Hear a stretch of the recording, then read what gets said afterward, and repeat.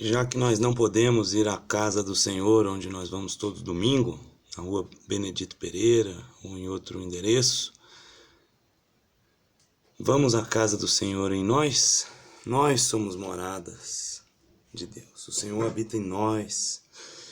E a pergunta é: há quanto tempo será que nós não vamos à casa do Senhor em nós? Nós temos ido todo domingo, terça, quarta-feira, não sei, à casa do Senhor, templo físico, mas há quanto tempo a gente não tem um momento de silêncio, de leitura da palavra, de meditação, onde a gente sai desse momento parecendo que foi a casa do Senhor, mas foi a casa do Senhor em nós.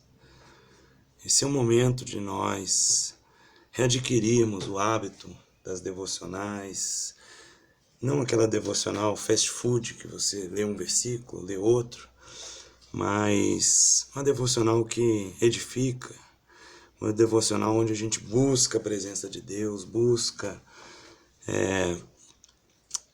o seu consolo, busca a sua palavra, edificação. Podemos e devemos, meus irmãos, fazer isso, ir à casa do Senhor em nós. Nesse momento, esse é o melhor recurso que temos, é o melhor recurso. Isso sempre é o melhor recurso que temos. Muitas vezes a gente não considera esse recurso. No momento que a gente tem agora, não temos outros recursos, esse recurso precisa ser acionado por nós. Vamos orar mais, vamos orar em família, orar sozinhos, vamos orar de manhã, orar no final da manhã, de tarde, o tempo todo. Vamos orar de joelhos, vamos ler a Bíblia, vamos meditar. O Senhor está dentro de nós, vamos buscar a presença do Senhor. E ir à casa do Senhor tem a ver com buscar a presença do Senhor. Eles, naquele tempo, o templo representava a presença de Deus, era o local da presença de Deus. Agora a presença de Deus está em nós. Vamos buscar isso, vamos buscar dentro do nosso coração e meditar na palavra. Então, o Ezequias recebeu a carta das mãos dos mensageiros, leu-a, subiu à casa do Senhor, foi até a casa do Senhor, estendeu-se perante o Senhor e orou ao Senhor dizendo. Então aqui eu já estou no versículo 14, mas então acontece algumas coisas que não precisamos falar, mas Ezequias vai até a casa do Senhor e ora, dizendo, ele ora: ó Senhor dos exércitos, Deus de Israel, que está entronizado acima dos querubins, tu somente és Deus, tu somente és o Deus de todos os reinos da terra. Tu fizeste os céus e a terra. Inclina, ó Senhor, os ouvidos e ouve. Abre, Senhor, os olhos e vê. Assim começa a oração de Ezequias. É uma oração onde ele reconhece algumas coisas. O Senhor é rei. O Senhor é criador. O Senhor ouve e vê. Nós precisamos reconhecer essas coisas. O Senhor é o rei e ele está entronizado acima dos céus, dos céus, dos céus, acima de tudo. E ele criou todas as coisas. Ele está acima das nações da terra, dos países, dos governos, das guerras humanas. E ele fez os céus e a terra, fez todas as moléculas químicas, fez as estrelas, fez o sol, fez esse planeta, fez as bactérias, fez os vírus. O Senhor fez todas as coisas. E o Senhor pode olhar e ver e ouvir a gente. Vamos lembrar que o Senhor é rei, o Senhor é criador. Mesmo que a gente não entenda, ele continua sendo rei, continua sendo Deus, continua sendo criador, sustentador de todas as coisas. Mesmo que a gente não entenda, ele continua sendo. E Ezequias fala: ouve e vê. O Senhor, ele ouve e vê aquele de coração contrito, como diz Ezequias. Aquele de coração contrito, como a gente viu antes, o Senhor não rejeita. Isso está escrito na palavra dele. É a nossa segurança. Ele não deixa de escutar e de ver aquele de coração contrito, que se humilha diante de Deus. Então, façamos uso desse recurso.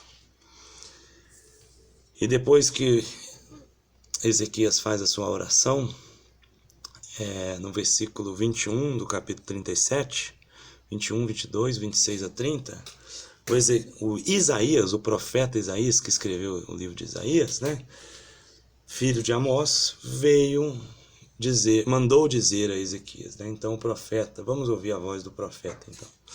Assim diz o Senhor, o Deus de Israel: visto que me pediste acerca de Senaqueribe, rei da Síria, esta é a palavra que o Senhor falou a respeito desse. Então, eis o discurso de Deus a respeito do rei da Síria. Olha o que Deus vai falar do inimigo aqui, do rei da Síria.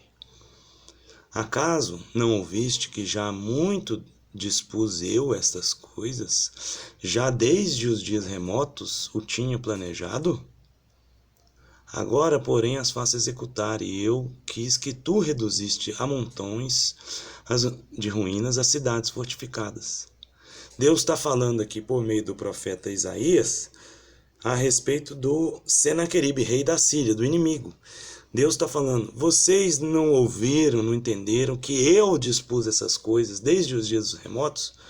Eu tinha planejado que o rei da Síria ia reduzir a montões as cidades fortificadas. Deus tinha esse plano.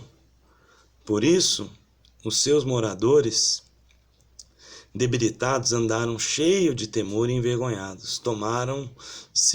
Tornaram-se como a erva do campo, e a erva verde, e o capim dos telhados, e o cereal queimado antes de amadurecer. Então ele está falando aqui dos moradores, né, dessas cidades e de Jerusalém. Eles andaram cheios de temor, envergonhados, murcharam como o capim que seca. Murcharam completamente. Mas a palavra de Deus está dizendo aqui: foi Deus que desde dias remotos planejou aquilo. E olha o que Deus fala agora sobre o rei Senaqueribe.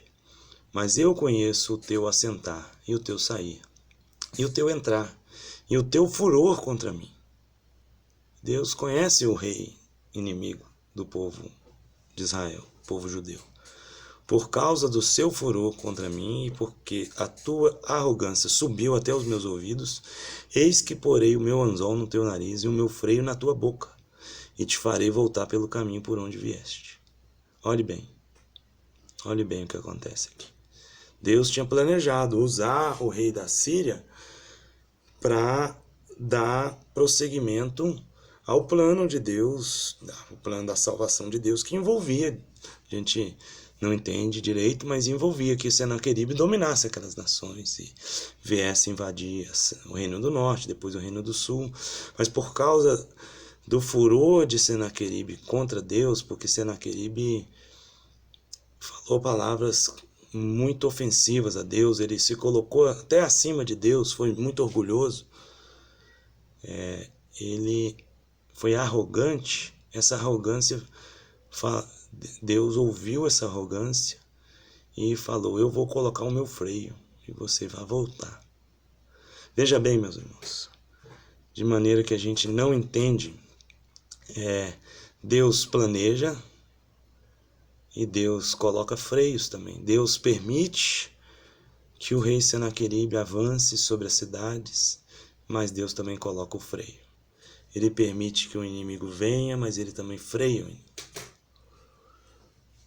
Não é um determinismo simplesmente que anula a escolha humana, que anula a ação humana de forma alguma. O povo, ele é sempre agente da história, junto com Deus. O povo, ele é sempre toma suas decisões de obedecer ou desobedecer.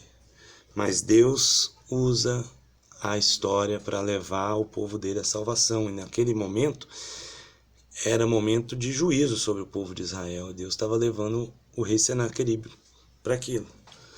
Só que por causa do orgulho do Senaqueribe e também por causa da intercessão de Ezequias, Deus disse: eu vou colocar o meu freio.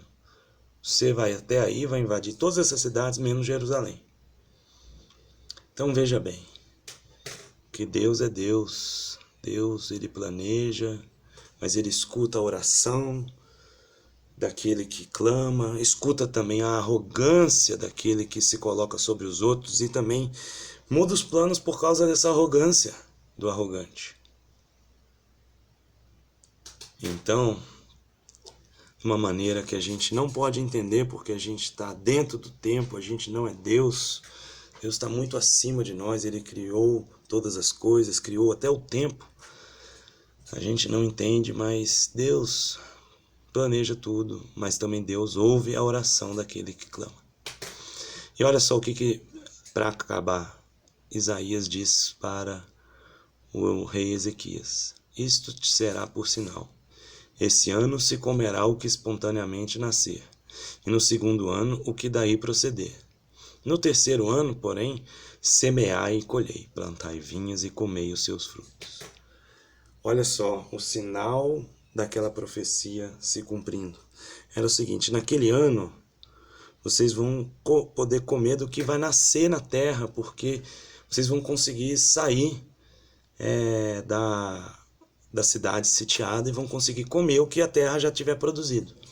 No ano seguinte, na colheita seguinte, vocês vão conseguir comer o que veio antes, porque daquilo que veio antes, vocês vão conseguir fazer alguma sementinha, guardar alguma coisa, mas no outro ano vocês vão poder semear e colher, plantar vinhas.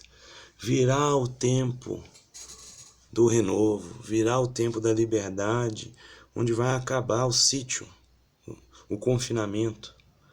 Esse vai ser o sinal. As coisas vão voltar ao normal. Esse é o sinal que irá se cumprir quando eles forem libertados, forem livres. Então, essa aqui é a promessa de Isaías.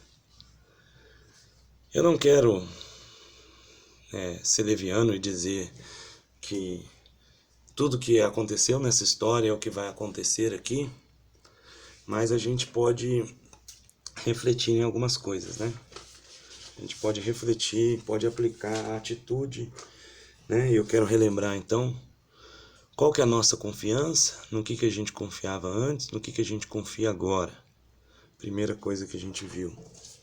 Depois, a gente viu que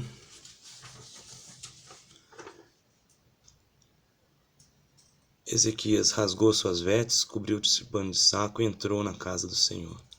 A gente viu que é um tempo propício para a gente fazer isso agora. A gente viu depois que o Senhor é rei, devemos reconhecer o Senhor como rei, como criador, e que ele ouve e vê aquele que se prostra diante dele. E para finalizar, né, Deus está no controle e permite essas situações, mesmo que não entendamos. É tempo de se humilhar e mudar, mas não é tempo de parar e de desistir. O rei Ezequias não parou, não se paralisou de medo, não desistiu. Ele se humilhou sim, mas ele clamou a Deus, ficou firme. E é tempo de plantar novas sementes também. Essa é a última coisa. O sinal do profeta é que no ano que vem, aquilo teria passado, eles poderiam plantar novamente e voltar à vida normal. Eu não quero dizer que vai ser um mês, uma semana, um dia, 10 dias, mas a gente tem que plantar agora novas sementes, porque a gente já está plantando. Se a gente plantar medo, se a gente plantar insegurança, plantar desconfiança, plantar rancor, plantar raiva, plantar briga, a gente não vai colher nada bom quando isso acabar ou durante o tempo que a gente estiver aqui. Mas se durante o tempo que a gente estiver aqui, a gente plantar amor, plantar arrependimento, plantar perdão, pedido de perdão a Deus, pedido de perdão ao próximo, perdoando o próximo, se a gente plantar confiança, plantar fé, essas sementes são sementes que a gente tem que tomar a decisão de plantar. E elas vão gerar frutos, não só hoje e amanhã, durante o tempo do confinamento, mas vão gerar depois as sementes. Quanto mais sementes boas a gente plantar agora, quando tudo voltar, mais frutos bons nós teremos para nos alimentar. Que sirva de reflexão essa passagem de Isaías 36 e 37. Depois leia com calma para ver o que aconteceu. O Senhor livrou, de fato o Senhor livrou Jerusalém. Livrou completamente. O rei acabou morrendo, o rei assírio, Senaqueribe, morreu na terra dele, o exército foi dizimado, mas o rei voltou para casa e morreu por lá. Mas o mais importante não é olhar o que aconteceu lá, mas é quais foram as atitudes corretas de Ezequias e a mensagem de Isaías. As atitudes corretas são as atitudes que a gente tem que ter agora. Amém? Que Deus nos abençoe e que essa reflexão seja como uma semente plantada nos nossos corações.